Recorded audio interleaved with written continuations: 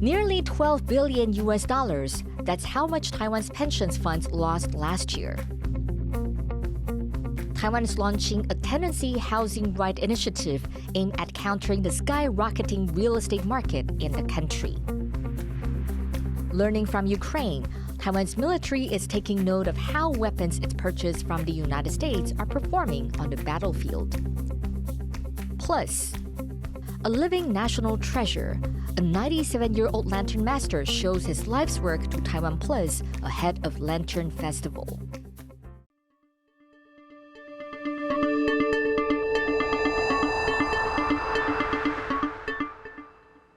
A warm welcome to TaiwanPlus News. I'm Betty Chen. Taiwan's three biggest pension funds lost nearly $12 billion US dollars last year. That's off the back of a bad year for global stock markets. The new data from the Labor Ministry has some people worried that Taiwan's funds could go bust and cause big losses for millions. Stash Butler reports. It was a bad year for Taiwanese pensions. Taiwan's three biggest pension funds started 2022 with about 185 billion US dollars. But by the end of the year, that had dropped to less than 174 billion. That means the funds lost more than 6% of their value, or nearly $12 billion. That's partly because some of the funds are invested in stocks, and on the whole, last year was a bad year for investment. Global equity markets lost about a fifth of their value in 2022. It was the worst year since the global financial crisis in 2008. The drop in Taiwan's pensions has had labor activists worried about whether the funds will go bust. 如果我们要靠股市的大赚来维持这个劳保的财务的安全，基本上是缘木求鱼的。股市有赚有亏，我们还是期待说，未来劳保的整个改革应该要尽早来启动。 Stocks aside, Taiwan's low birth rate and aging population mean there'll be fewer taxpayers paying into the fund and more pensioners taking money out of it. That's a struggle many countries in Asia, like Japan and South Korea, are facing too. But Taiwan's government says Taiwanese workers shouldn't be worried about getting their money back. 劳工领取给付的权益绝对受到保障。劳保基金10年来累积的平均收益率是4.36%。 Authorities say they're confident about the state of Taiwan's funds after a difficult 2022. But with big population changes on the horizon, the government will face tough decisions longer term about how to bring about pension reform. Alex Chen, Stash Butler for TaiwanPlus. Taiwan's top policy planning agency is optimistic over the country's economic growth this year. The National Development Council says GDP growth could beat the official forecast of 2.75%. It says this will depend on whether economic recoveries in the US, Europe, and China continue. The council also expects Taiwan's economy to stabilize in the second half of the year. Taiwan's average house-to-income ratio currently ranks 9th in the world. That means the average person would need to work for 9 years without any expenses to be able to buy a house. In response to growing concerns that young people may never be able to afford a house, the government has proposed a new policy of long-term renting. Yu Jinghuang has more. Densely packed with dozens of high-rise towers. On paper, Taipei City might seem like an easy place to find somewhere to live. But owning a place is another matter entirely. In 2022, prices of newly built and pre-sale homes in Taipei were over 15% higher than the previous year. With costs soaring, this has left many young people with few other options but to rent. To try and improve the situation, the government has proposed a tenancy right housing initiative. The plan is to build apartments that cannot be rented, sold, or inherited. Tenants will enter into long-term leases, which have a minimum residential period of 20 years. An NGO focused on living justice has praised the move, saying it will benefit people who want to settle down. 不是像租屋3年、5年，或是社会住宅6年这样，因为这个不稳定会导致他可能未来包括孩子就学、个人就业上的一些不便。The government will trial the project in Taipei and New Taipei, where the cost of living and property prices are highest. Currently, the average monthly rental price in Taipei is about $800 for an apartment of 66 square meters. Some residents of metropolitan Taipei said they could see the policy being helpful. 20年可以啊，那租金的话，可能如果是2个人或看1个人啊，1个人的话其实1万块也都可以。有结婚成家，应该也是30几岁嘛，然后到80岁，应该他们也是这样子，就不用烦恼租屋的问题。 Other than offering a new option to prospective home buyers, experts say the policy could also deter people from buying up multiple properties. 价格的水平上面，它应该可以跟房价有一个相当大程度的吸引力。可能在未来，这个不动产资产传承的这个需求性会降低一些，那有助于就是这个翻转，就是国人对于这个有土私有财的一个概念。那这个也有利于就是所谓使用权住宅的推行。 Experts say the intention behind the initiative is a step in the right direction. But they also say they'll have to see the policy in action to see how effective it is. Patrick Chen and Eugene Huang for TaiwanPlus. COVID deaths in Taiwan have hit a 6-month high. Taiwan's Pandemic Response Task Force reported Friday that 105 people had died from the virus over the past day. That's the most since mid-July. Officials had planned to ease the country's indoor mask mandate, but with the recent spike in deaths and new confirmed cases, those plans have been delayed. We turn now to some top international stories. U.S. Secretary of State Antony Blinken will travel to China this weekend in a bid to soothe strained ties between Washington and Beijing. The relationship between the two superpowers remained tense, and Taiwan is a central point of contention. James Chater reports. U.S. Secretary of State Antony Blinken will become the first cabinet official of President Joe Biden's government to visit China when he travels to Beijing this weekend. But Blinken's trip comes as tensions between the two superpowers over Taiwan remain high. They remain competitive with each other. However, they also are cognizant of the risks of escalation that might come out of unintended consequences or unforeseen events. In recent months, Washington passed new legislation to provide Taiwan with $10 billion for arms sales. A top American Air Force official predicted the US will fight China over Taiwan in 2025. And rumors have swirled that new US House Speaker Kevin McCarthy could visit Taiwan in spring this year. I don't think China can tell me where I can go at any time, at any place. China claims Taiwan as part of its territory and condemns interactions between US and Taiwanese officials. Analysts say the aim of Blinken's trip is to stop US-China ties deteriorating any further. They want to control the situation, not to overblow it into tension or even full out military threats or activities. Taiwan says it will be monitoring the talks. 外交部对于美中的会晤所以我们会持续与美方保持密切联系，那随时掌握。But China's leadership is facing domestic pressure. Beijing is trying to restore public faith after nationwide protests against COVID-0 restrictions and a whipsaw relaxation of the policy that saw over 900 million people infected with the virus. With instability at home, Beijing has stepped up engagement with overseas partners. But on core issues like Taiwan, the US and China remain at loggerheads, and so expectations for Blinken's visit are low. There's some attempt, right, to adjust behavior to moderate risk. However, fundamentally, the differences between the US and China remain. The starting point for Blinken in Beijing will be low. While all communication is positive, trust between the two sides has been eroded over recent months. But Washington and Beijing know it's in both their interests and the interest of Taiwan to keep this relationship under control. Howard Zhang and James Chater for TaiwanPlus. Some lawmakers in the U.S. are calling for Secretary Blinken to cancel his trip after a suspected Chinese surveillance balloon was spotted traveling through airspace above the continental U.S. The Pentagon on Thursday said it has been monitoring the balloon for several days. Officials say they're certain the device belongs to China. The U.S. says the balloon's intelligence gathering capabilities are limited. It is also flying high enough above the Earth to not present a danger to regular air traffic. But flights from the airport in Billings, Montana were grounded for around 2 hours on Wednesday as the balloon flew overhead. The military mobilized aircraft and debated whether to shoot down the device. Russian President Vladimir Putin has vowed victory in Ukraine and repeated allegations of Nazism against Ukraine's leaders in Kiev.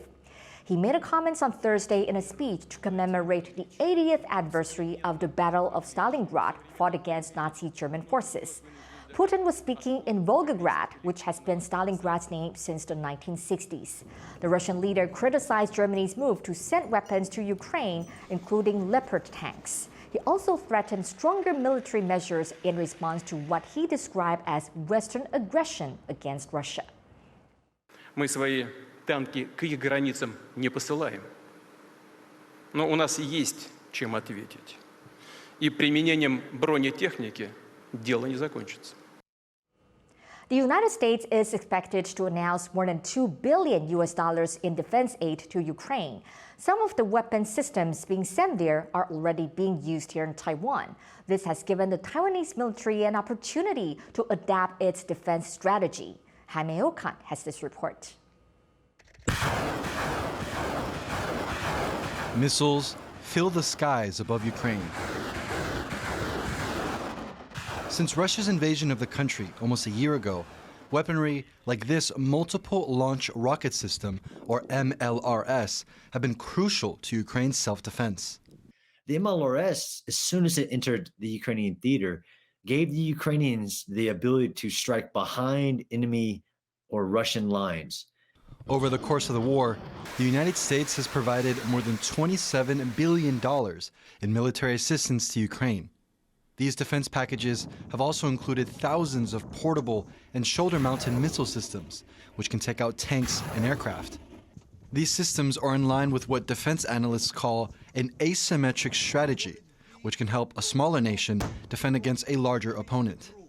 I think it's the ability to increase what in your force does damage, right? And therefore that increases the liability of enemy forces from fighting you, because it's not just, oh, we have to worry about the tanks, right? Or we have to worry about the F-16s. It's, oh, if I fly too low, some infantry guy is going to shoot me down. And seeing how effective it's been in Ukraine, other countries have been taking notice. Taiwan, which is under constant threat of invasion by China, has been preparing for the worst. The country's president, Tsai Ing-wen, made headlines when she held up this homemade anti-tank weapon, a demonstration of Taiwan's strategy to counter an increasingly aggressive Chinese military. What that means is that Taiwan's going to have to build a different kind of military because they're in a different security environment, and that military needs to be more focused on what many people have talked about as asymmetric capabilities. Some people.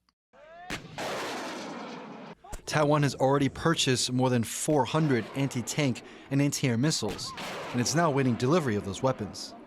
The military also developed a similar version of the MLRS, the Thunderbolt 2000. Taiwan is taking note of how these weapons are being deployed in Ukraine and practicing how to use them at home, not only adapting its strategy, but also demonstrating its defensive capabilities. Unlike Ukraine, who started off with, we're not preparing to defend, we're not an aggressor here, I think Taiwan is in a different situation where it's in a position of strength that if you attempt that, it won't go the way you want based on a signal of strength and deterrence. As Taiwan continues to enhance its defenses, it's looking to take lessons from the battlefield in Ukraine, not just by preparing for a war, but more importantly, trying to prevent one. Klein Wong and Jaime Okan for TaiwanPlus. Britain and Australia have called for peace and stability across the Taiwan Strait. In a joint statement, the two countries spoke out against the use of force or coercion to resolve disputes between China and Taiwan. They also expressed support for Taiwan's meaningful participation in international organizations. That came after the defense and foreign ministers of both Britain and Australia met in London on Thursday. It's the second time this week Australia has partnered with a European country to support Taiwan, following a joint statement with France on Monday. Coming up after the break, how far would you go for love? See how far these brides and grooms go after this.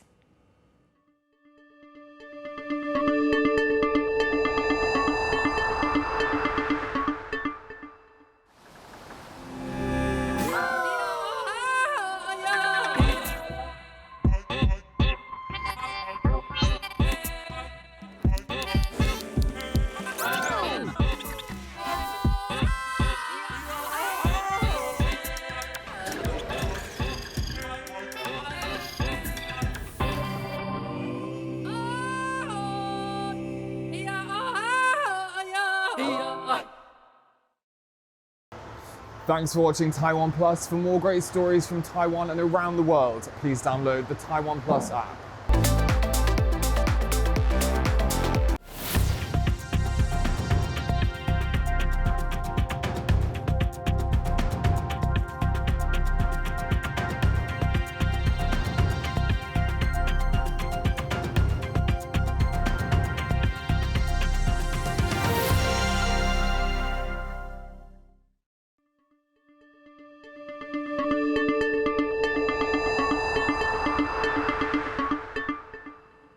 Welcome back. You're watching TaiwanPlus News. A Taiwanese think tank has described the country's heavily polluting petrochemicals industry as, quote, low value added. With new climate targets in place, the industry may need to rethink its reliance on fossil fuels. Sally Jensen reports. Petroleum can be found in almost every aspect of our daily lives, from food packaging, cosmetics, clothing, even vitamin supplements. All use raw petrochemical materials. But producing this plastic requires burning oil or petroleum, which is a fossil fuel. Pumping toxic gases into the air. Just a standard day for Taiwan's petrochemical plants. The heavily export-oriented petrochemical sector employs a relatively small number of people and uses a lot of the country's electricity. Yet of Taiwan's major industries, it is the third biggest emitter of greenhouse gases after steel and cement. These are among the reasons why a local think tank described Taiwan's petrochemicals industry as low value added. 从排放到主机石化膨胀的这个现象是比其他产业要来得更显著的。 Countries around the world are looking to reduce their dependence on fossil fuels to meet carbon reduction targets.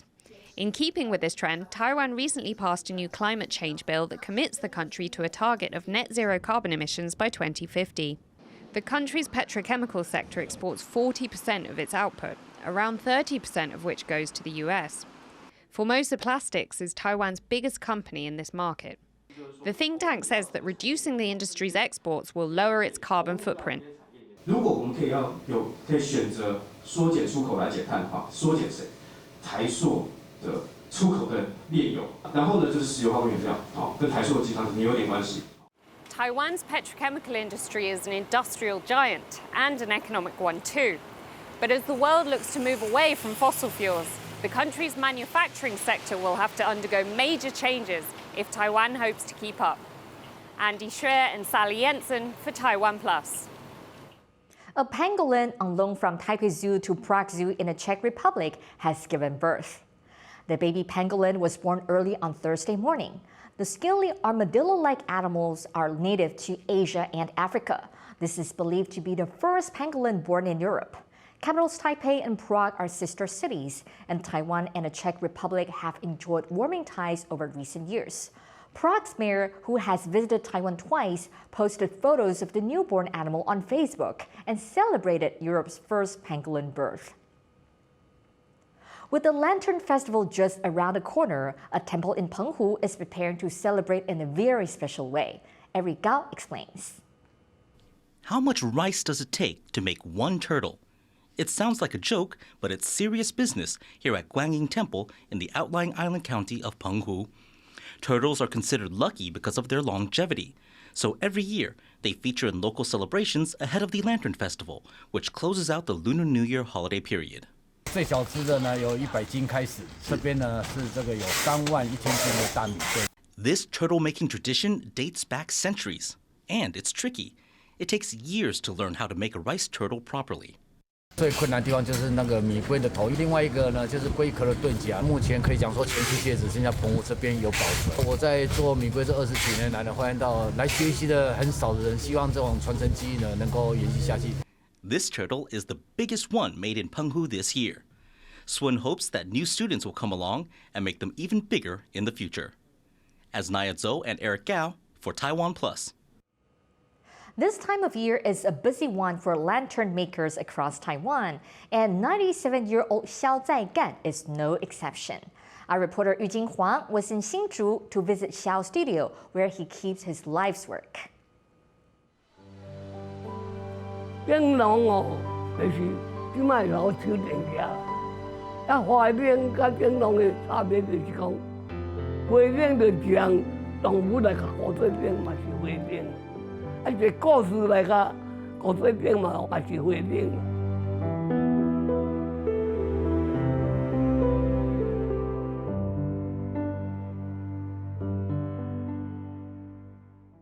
Welcome to the studio of master lantern maker Xiao Zaigan. This space houses the work he's built up over a lifetime of making these traditional ornaments. Some of his lanterns are decades old, and their creator almost 100. 我是小在干，我今年97个人，我做会冷已经做几多10年了。 Xiao grew up in one of the busiest streets in Hsinchu City in northwestern Taiwan. When he was young, lanterns were the primary source of light at nighttime. Though he was immersed in an area with various lantern businesses, Xiao wasn't taught the craft. He developed his skills by watching and observing, something he is still proud of today. 人来好问我啦，我讲，照你无拜师傅。 会晓固定啦，我印尼爱走了，我印尼讲，下日弄咧，我物件敢能教的，无能教的，当是想话啦。By using the light of his lanterns, Xiao can bring to life animals that only exist in legends. His favorites are the dragon, the Pangolin, and the phoenix. He also uses these lanterns to retell dramatic real-life events. One iconic lantern depicts the last moment of Taiwan's sunflower movement. The movement saw demonstrators, most of whom were students, occupying Taiwan's legislature in protest against the trade pact with China.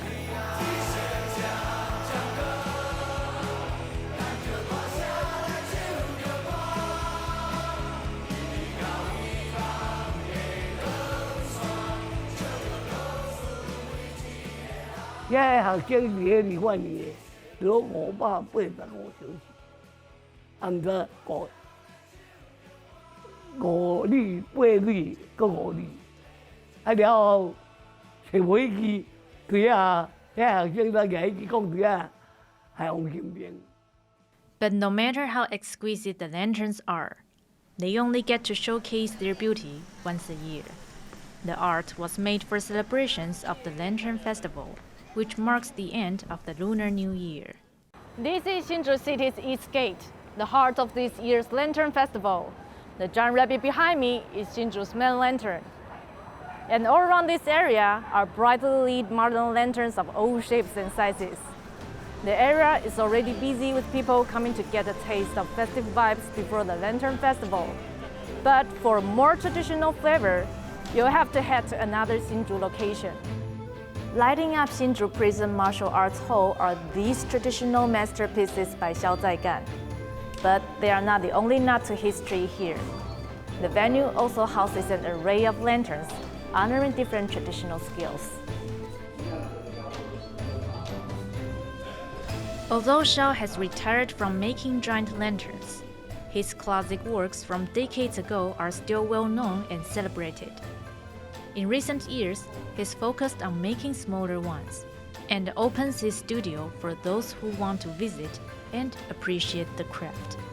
But for Xiao, the best time to see the art in its fullest form is during the Lantern Festival.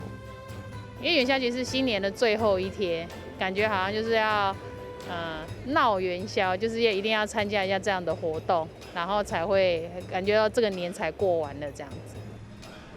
And everyone is so open and so really nice. All the year, but in this festivity you can feel it even more. So with the lanterns you can feel a little bit more hope, and those like feelings that are really amazing. 这个元宵节哦，啊无这灯会哦，灯节哦，就是现在差不多是太平的时间嘛，这是现在太平的那个表演啦。 For young people, seeing lanterns like these during the festival can be a simple way of enjoying the celebrations. But for a man who experienced World War II in Japan and the White Terror in Taiwan, the glowing decorations don't just mean the holidays have arrived. To Xiao, they also signify peace. Kamashi and Yujin Huang for TaiwanPlus.